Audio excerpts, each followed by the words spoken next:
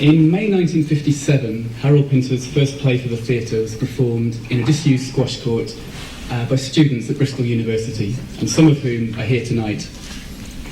Although performed over just 2 days, The Room did not pass unnoticed in Bristol. The local press hailed the unknown writer, while the reviewer for the Bristol Evening Post rather presciently noted that Mr. Pinter may well make some impact as a writer. 51 years on, I think we can all agree that our unknown Evening Post reviewer got it just about right. That impact has included writing some of the most celebrated and significant plays of the 20th century, as well as work in poetry and the cinema, and has included a wide range of honours, culminating in the Nobel Prize in Literature in 2005. As head of modern literary manuscripts at the library, I'm very pleased to welcome Harold to our conference. Both Harold and Lady Antonia have been wonderful champions for the library over many years, and we're very grateful to both of them for their support. As many of you I'm sure will know, the archives of Harold Pinter and Lady Antonia Fraser were added to our permanent collections late last year, less than a year ago.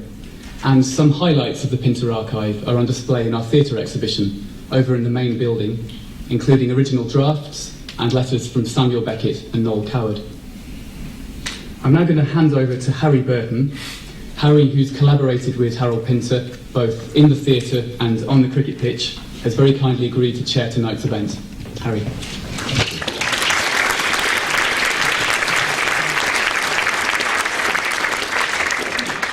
Well, thank you very much, Jamie. It's an honour to be with Harold this evening and to be reflecting on this golden generation. At least we're going to begin there. Downstairs there's a wonderful framed page 1 of Harold's manuscript of The Homecoming, and these extraordinary artifacts, the white gloves of Sir Laurence Olivier from The Entertainer, and it is extraordinary to see these things collected, and one suddenly becomes aware of, truly of history, it seems to me. And as Jamie said, the history of your plays, Harold, begins in a squash court, of all places, a converted squash court in Bristol, with your lifelong friend, Henry Woolf, as director, producer, and actor in this play called The Room. One of the things about The Room is that Henry Woolf played the same part that he played as a 26-year-old 50 years later at the Almeida. There can't be many parts in the theatre that have been played by the same actor so many years apart. But I'm delighted to say that we're going to show, very, very briefly, show a clip of The Room from a film that Harold and I made together for Channel 4 a couple of years ago, because we thought it would be fun to bring The Room alive and just show also in the clip a couple of stills of that set, that original set from the Bristol production in that squash court. So if we could roll, Savan, the clip, that would be very good.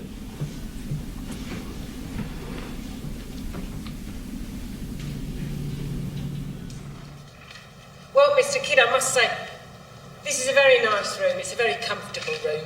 Best room in the house. It must get a bit damp downstairs. Not as bad as upstairs. What about downstairs? Eh? What about downstairs? What about it? It must get a bit damp. A bit. Not as bad as upstairs, though. No one had ever seen a play like that before, with those pauses, with those non sequiturs. How many floors you got in this house, Mr. Kidd? Floors? Oh, we had a good few of them in the old days. How many have you got now? Well, to tell you the truth, I don't count them now. One of the great things that he's not given credit for is he realised that conversation between people, dialogue, is not for the exchange of information or emotions or whatever, unless it's very simple, more sugar please. It's most often to defend oneself, to defend one's status or one's purpose, or to attack somebody else in some way, to define one's right in the territory one inhabits. I went to see the production. I'd naturally never seen a play of mine on the stage because I hadn't written one. So I got totally drunk. Absolutely as drunk as you've ever been in your life. I was really clearly quite excited. I was 26 at the time, and still am in many ways, by the way. And I got so drunk that Henry had to take me back to our boarding house, where my wife opened the door wearing a black cloak, I remember, over a nightdress, and said, "Bring him in." And Henry just threw me on the bed and left hastily.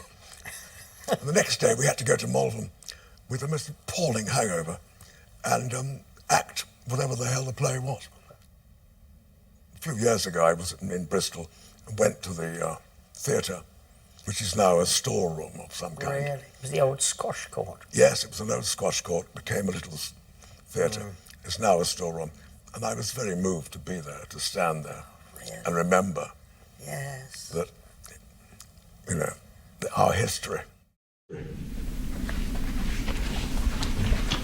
Thank you. I hope you could hear. The sound was a bit strange on the stage, but I hope you could hear clearly what was being said there. So Henry was one of a group of young men that you grew up with from school and then continued to stay in touch with. How important has that Hackney comradeship been for you over the years? Oh, well, very, very important.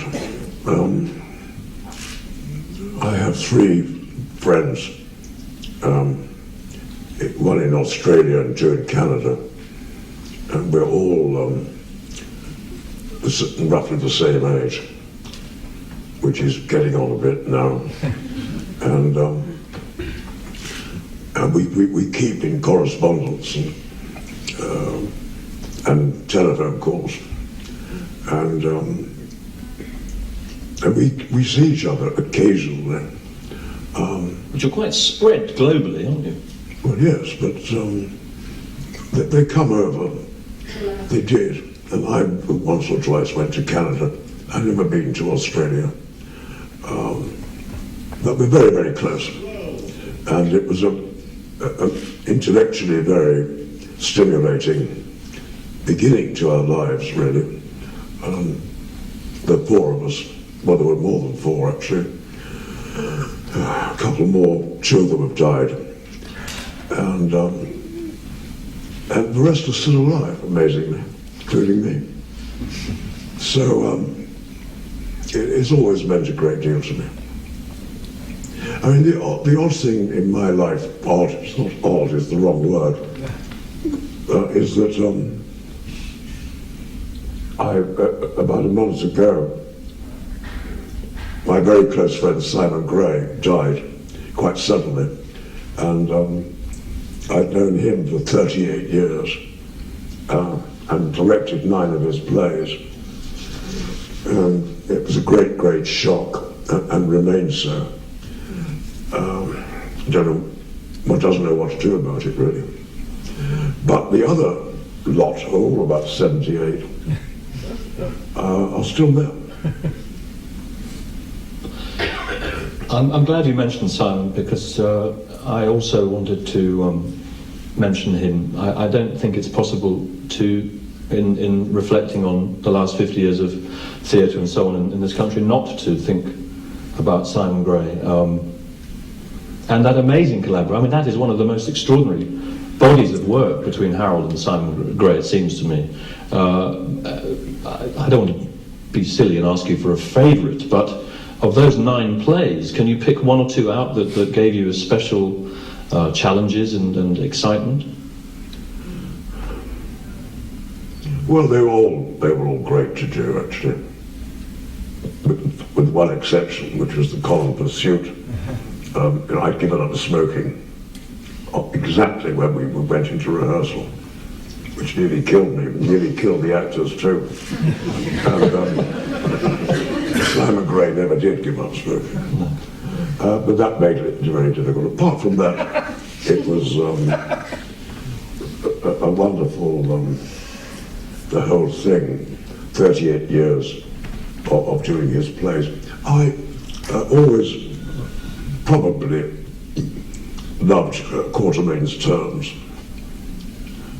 the most. I just think it was an exquisite piece of work. It was very difficult to distinguish between one and another. How did you meet? Well, I was offered to direct Quatermain's Terms, 1970, by Michael Cotram, the producer. But how did you and Simon meet originally? We met then. But you directed the film of Butley much earlier than that. No, not at all. Oh. No. I beg your pardon. I directed the film of Butley much later. I did Butley first.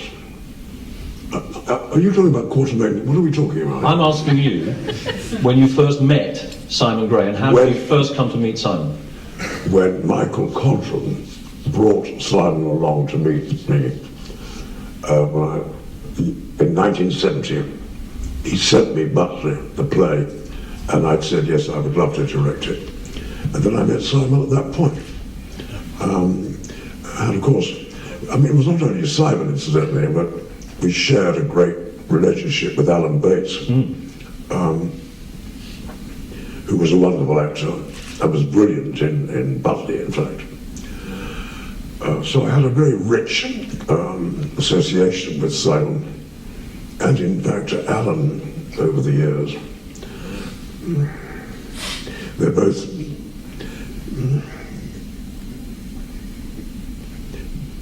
gone now. So The Room was part of an extraordinary 18 months for you that also saw the birthday party, and the Dumb Waiter was around at that time, first produced in Germany, and then as part of a double bill at the Royal Court. The birthday party, I believe, I mean, I think everyone knows about the Lyric, Hammersmith production, and Harold Hobson's extraordinary public statement of support for you. But there was a second production, if I'm right, that Stephen Joseph produced at Scarborough, that Alan Ayckbourn acted in. I directed him. Which had a different director, I was going to say. It seems to me that it's possibly quite significant, not to say that the first director was a fool, but that something happened between those two quite close together productions. Something happened. The Guardian certainly changed its mind about the play, and publicly said, we got this wrong the first time because they saw your production.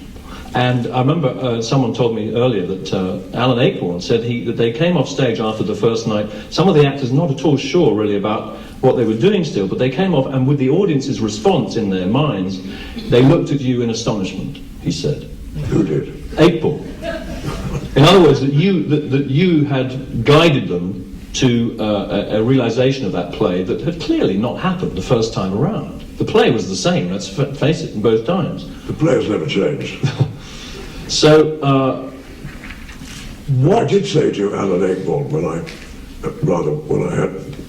went for the first rehearsal, this is a story he tells, and I'm not sure that it's accurate, but he tells it now, and it's worth repeating because it's a good story, whether it's true or not. But he said to me, "Can I ask you a question?" I said, "What?" And he said, "Who am I? Where do I come from? Who are my parents? Did I go to school? Where? What kind of job did I have before I came down to this seaside town and so on and so on?" And I said, "Mind your own bloody business." Just say the lines. right. I can't believe I said such a thing. But still. Well, some of us have read that story with an expletive in the place of the word bloody, I have to say. Well, we're in the British Library, aren't you? Yeah. Very often. But it then makes sense to me that when when he says he and the actors look at you in astonishment when they come off stage, it's because they've realised that in performing the play's full potential has been realised, and you guided them to that, into that performance. And clearly that wasn't the case in the first production of The Birthday Party. You weren't there, directing for one thing. And wasn't there some curiosity about the setting of the first production of the Lyric? Yes, it was totally unreal, which didn't help. In what way was it unreal? Well, it was, the designer had a ball. Even in those days, designers were the plague of the English theatre. And they just, he created a conservatory, great big conservatory. This was supposed to be a little boarding house in Eastbourne. And I said, where does this come from? I remember. And he said, oh, they're all over the place, these conservatories. But I was very, very inexperienced in those days, and I didn't really know how to cope. It was my first professional production, and it was taken out of my hands, really. But I've never looked back since then. I've never allowed it to happen again. No. Stephen Joseph had, if I'm correct in saying so, you'd had some connection with him when you were a student at the Central School. That's right, yeah. So how did it come about that Stephen Joseph wanted to bring your play up to Scarborough? Well, you better ask him, but you can't because he's dead himself. I don't know. Had you got on well when he was a tutor, a teacher? He was a drama teacher at Central School, yeah. I was there briefly. And one day I wrote an essay, and he said to me, I'm supposed to be a young actor. And he said to me, why don't you stick to writing? I said, well, I probably will. He was a very remarkable man, actually. And I think April's done an extraordinary job up there at Scarborough. It's wonderful, actually, to continue that tradition. I admire him very much. Well, and you, I believe, it's fair to say. So, with Henry and your team, your comrades in Hackney, did you begin going to the theatre in London? Joseph Brearley, your English teacher, had nurtured, I know, a love of language and of poetry and drama. So when did your theatre-going life really kick off? When I was still at school, Joseph Brearley, my English master, took us to Donald Wolfett's King Lear, which was an eye-opener. And he was an extraordinary man, this Donald Wolfett. He was a real maverick. He didn't get on with anybody, including me, by the way. Well, you joined his company briefly. Oh, yes, 1953. And one day, I was so... I played a knight in King Lear, and but I was so excited by his... I saw that production of King Lear 6 times before I joined his company. And I suddenly found myself on stage with him. And he was so powerful that I started to cough.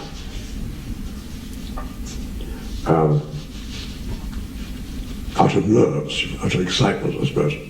And I came off stage and walked down a corridor, I always remember this, and suddenly his voice said, "Pinter!" I said, "Yes, sir." He said, "You coughed.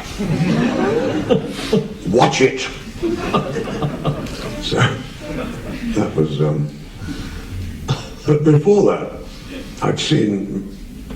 before I joined his company, I had been very fortunate to see an extraordinary collection of actors called about the Golden Generation from 1945 to 1950, really, like Laurence Olivier, Ralph Richardson, Paul Schofield, Michael Redgrave, John Gilbert, and Peggy Ashcroft. And they don't make them like that anymore, really. They're all doing Shakespeare, in the main, although I remember seeing Peggy Ashcroft in The Heiress by Henry James. I can't remember who adapted it.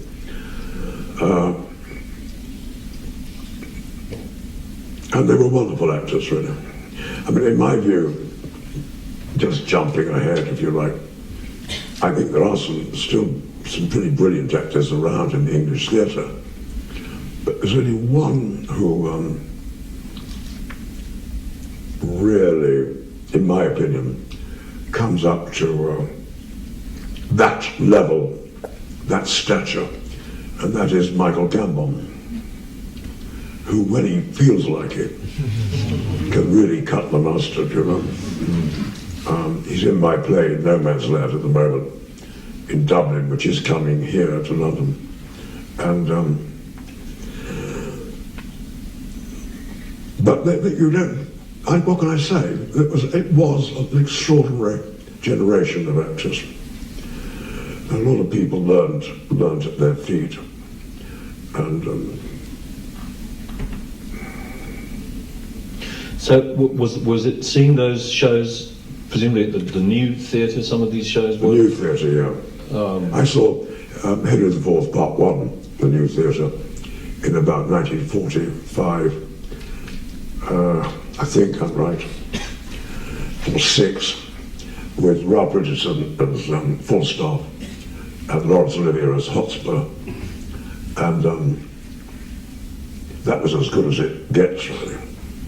And I also saw Olivier do Oedipus Rex, and Gielgud do Much Ado About Nothing, and so on. And then Schofield, suddenly, as a young man, suddenly popped up as Mercutio in Romeo and Juliet, and a totally new voice. And what a voice. And what a voice. That was very exciting.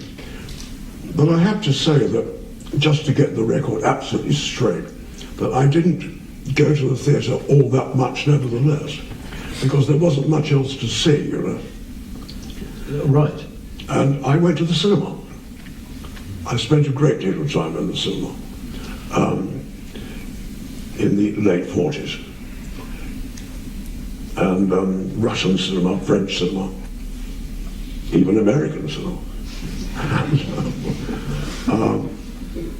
And there were some great American black and white B films of those days. Very serious ones too. And some amazing actors. Oh yeah. So it was very fecund part of my life, if I can use that word. It's allowed in the British Library. Don't see why not. So you never can tell, you know.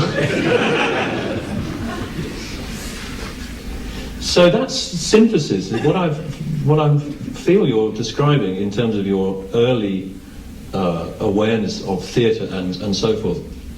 There's a synthesis happening between cinema and this extraordinary exposure to the immediate post-war golden age of Shakespeare acting, of classical acting. Mm.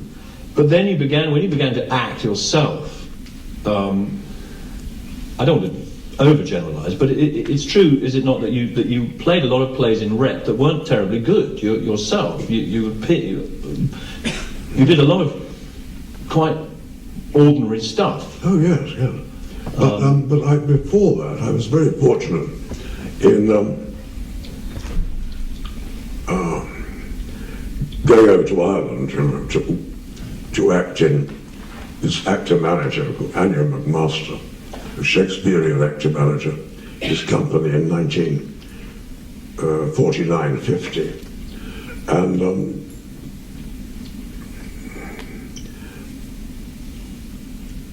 I just answered his advertisement, went to see him, and he said, yes, cigarettes are very cheap. you can get a bed and breakfast for hardly anything, and you can play Cassio, Horatio, and Bassanio, and I'll give you £6 a week. And I said, well, that's fine with me, I'm saying. How old were you at this point? 20. Wow. And then finally I did play Iago, actually, to Othello, which was a hell of an experience. But he did say something to me one day. I was playing Horatio, and he said, oh, we have a convent matinee coming up. He said, on Thursday, I'm exhausted. Why don't you play Hamlet? And this was Tuesday, I think. And I said, I'd love to. At that age, I knew it anyway, I knew the lines, I mean.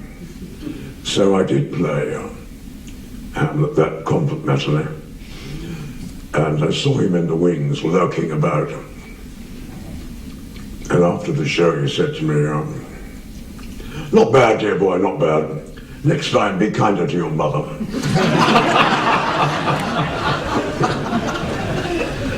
But there was never a next time. Right. He never invited me to do it again. Right. And he wasn't so exhausted that he didn't stand in the wings keeping a very beady eye on on your Hamlet. Well, that must have been an extraordinary thing to be touring rural Ireland, which was pretty much a backward third world country at that time. Yes, it was. It was. What kind of audiences were you encountering? Oh, terrific. Unforgettable, really. Because it was very primitive. And they responded, I can't say primitively, but they responded actively and spontaneously to Shakespeare. And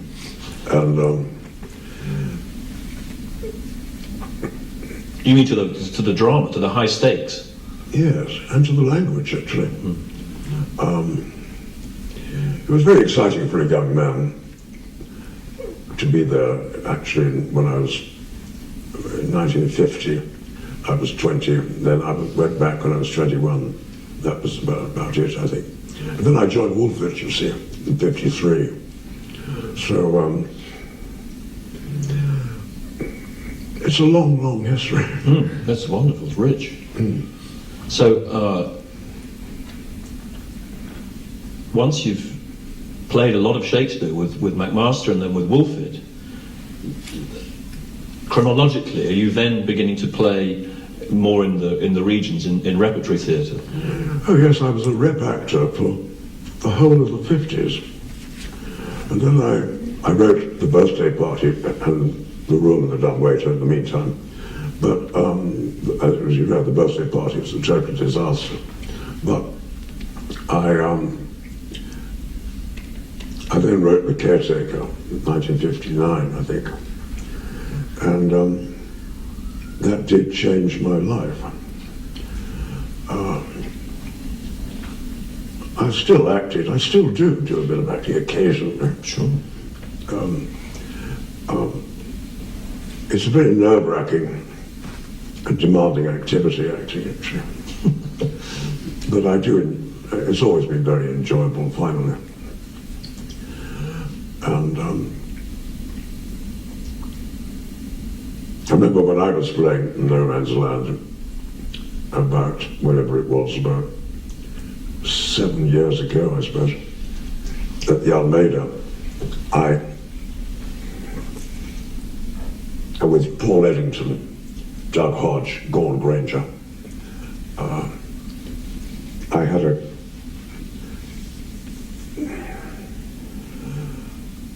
a fridge, and in that fridge I had a bottle of champagne.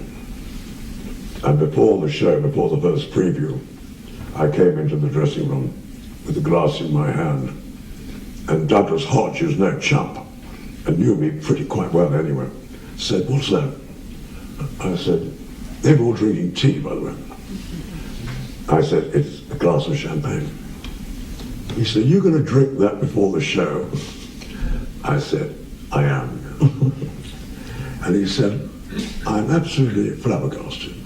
I said, look, if you ever find me drunk on stage, let me know, and I will never do it again. He never did find me drunk on stage, until this very moment. And you once... I mean, there are various ways of oiling the wheels as an actor.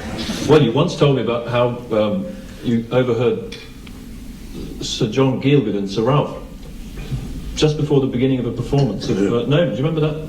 I do. They're talking of oiling the wheels.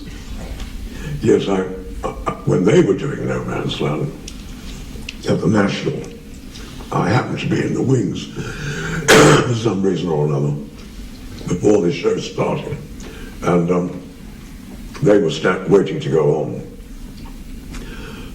and you know, we'd all heard a lot about method acting in those days, and they were. I heard Ralph Richardson say to John Gilbert, "Where did you have lunch today, old boy?" He said, "Well, the rules. What did you have?" "A very good roast beef. Brussels sprouts. Oh, certainly beautiful Brussels sprouts. And what about you, Ralph? What did you? Oh, the ivy, of course. Yes. I had beautiful Dover sole and some white burgundy, a Chablis, perfect Chablis." And Gielgud said, "Well, how very, very nice. I'm so glad that you enjoyed it." And the stage manager said, "Lights are going up." And they pulled themselves together, went on stage, and started the play. And they weren't talking about their mothers, their fathers, or the fathers and the mothers of the characters, or anything. They were just talking about roast beef and white burgundy, etc. So that was a point of view I was always very sympathetic. The point of view that actors should act when they go on stage. That's right, and just not get too worried about any of the rest of it. But this golden age that we're reflecting on, and the beginnings of let's call it a wave of new writers, a sense of the need for urgent change, an injection of energy into the stage, into the life of the theatre. Do you think that also brought with it developments like method acting? Did it bring change that wasn't so beneficial as well? Well, I don't know. I'm not a critic, you know. I'm just a working playwright, so I can't theorise, and I'm not a social commentator in that respect. But did you feel part of something? What, of a new writing? You mean? Well, I suppose the cliche is the angry young men. No, I was always very solitary, actually. I never joined anything much. I never, for example, joined the Royal Court, who did have a thriving body of writers, young, new writers. I was never part of that. They still do, by the way, have a body of thriving writers. I mean, what interests me very much these days is that every year I'm invited to, the Royal Court does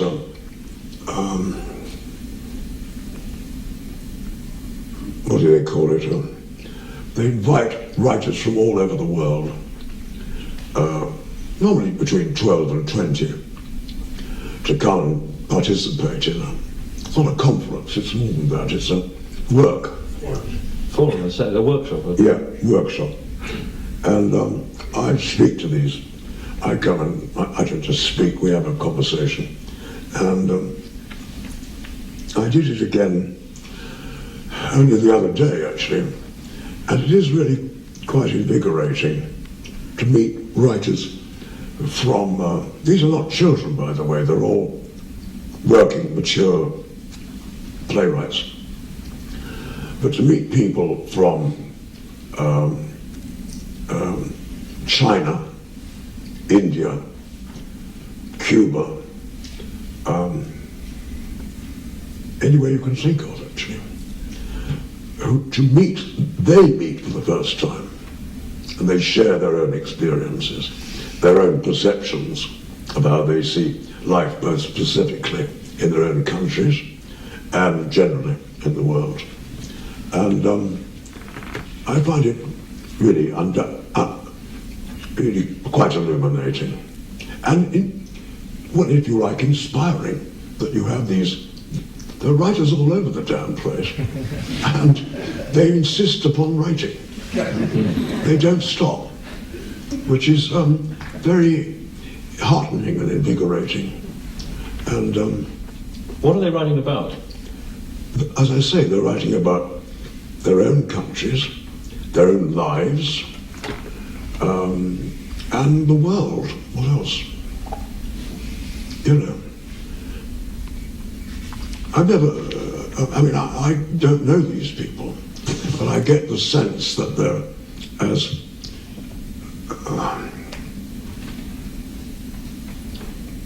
that the imagination has really got them by the throat, their own imaginations, as it did me long time ago. And they seem to know that too.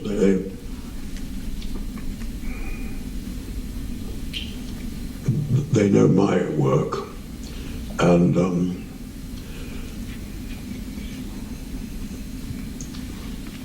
I know them. You know. And I doubt that some of them are experiencing or have experienced attempts by others to repress and oppress their freedom to write. Well, yes, well, you've got that happening all over the bloody place. So, I think we have a very, not only freedom to write, but freedom to express their views. I'm not just talking about them, I'm talking about us. I mean, the fact is that this may not be quite on the brief you have this evening, but we've if there long is left a brief. But I've been really struck by the flabbergasting, breathtaking hypocrisy recently of the moral stance the USA and this country has taken about the Russian invasion of Georgia. You actually hear people like Bush, Brown, Miliband, and I'm sure Blair, if he can still speak, taking a moral position and saying, how can you invade a sovereign country? What? I think it's so blatant and so it stinks to high heaven, actually. And what I'd like to see is if there a front page headline saying, can we remind the Prime Minister that we invaded Iraq in 2003? Is it possible? Or have we simply forgotten? I mean, only a million people have died in Iraq, including hundreds of thousands of children. Not directly, all of them, from our actions. But we're responsible for that state of affairs. And it's put on the back burner. It's almost as if it's never happened. How is it? We are responsible. This is a question that I wanted to ask you. What is the appropriate response of an individual who feels compelled to try to take responsibility for what has been done by our government? Well, to say so, for a start, to speak, the appropriate response is simply to look for the truth and tell it. That's my view. I have to say that's what I try to do. And although it's getting late in the day, in my life, I mean, I will continue to do so. And I think that is I'm not alone in this by a long, long way. I mean, there are millions of people all over the world who feel the strongest possible objection to the actions taken in their name, such actions, and the hypocrisy. I find it pretty sickening, actually. So, one thinks of, I think of Stanley towards the end of the birthday party being led away, having had his ability to speak out removed. that's right. And Petey saying, "Don't let them tell you what to do, Stan." That's right. But it seems to get harder and harder to get that message, if it is a message, and I don't think it is a message in your play, but to communicate that idea to people when there are so many other influences putting people to sleep at the same time as others, artists, writers, are saying, "Wake up." Well, I think you're dead right. Well, I know I'm right, but what do we do about it? We do our very best to Well, keep it right there, you know. this idea of people trying to keep. Do you know what these are? No. These are readers' reports from the Lord Chamberlain's office. I brought two of them with me on stage because they're so delicious. In terms of the idea of people trying to repress the truth or stop audiences from being allowed to respond to an artist's voice. The reader's report of the birthday party, 24th of the 4th month, 1958, begins an insane, pointless play. Mr. Pinter has jumbled all the tricks of Beckett and UNESCO with a dash from all the recently produced plays at the Royal Court, plus a fashionable flavouring of blasphemy. The result is still silly. I mean, these are extraordinary documents. There is a constant need for vigilance against people wanting to silence the voice of what? What, as a writer, what were you, when you decided to take writing into your own hands and not be in rep, churning out rubbish, what was the primary instinct in terms of the audience?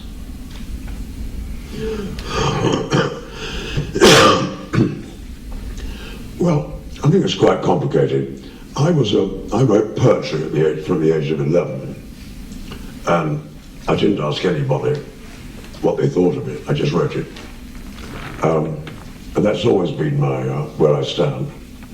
I don't ask anybody what they think about what I do. I just do it. So that nothing's changed, actually, and I still write poetry, and it speaks for itself. And I don't ask anybody's permission. And, but occasionally I do run into interesting things.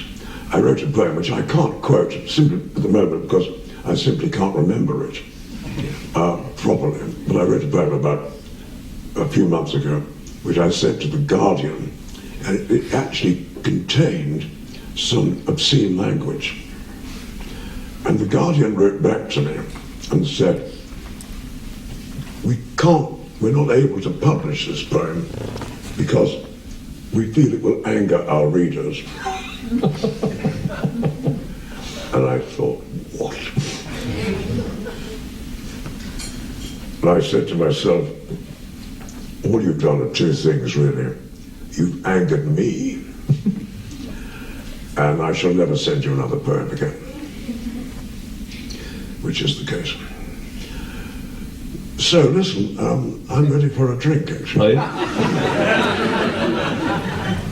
Well, I can't gainsay that. Would you finish by reading one of your poems? I have a book of poems here.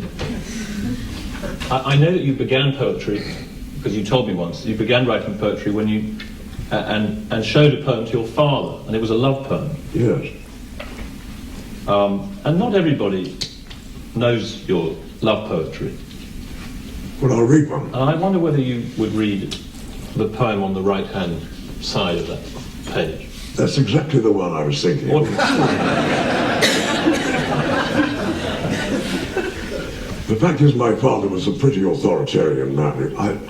He was a great fellow, but he used to go to work. He was a tailor, and he got up very, very early. And one day he came down to the kitchen and found me sitting at the table about 6 o'clock in the morning. And I was writing. And he said, "What are you doing? What are you doing up at this time of the morning?" I said, "I'm writing." "Writing what?" he said. Picked the piece of paper up. He looked at it. He said, "All right, go on." And then he went to work, and I continued to write. You know, when I said this is the poem I would like to read, which he just offered me, that's true. And it's called It Is Here for A. What sound was that? I turn away into the shaking room. What was that sound that came in on the dark? What is this maze of light it leaves us in? What is this stance we take to turn away and then turn back? What did we hear? It was the breath we took when we first met. Listen, it is here.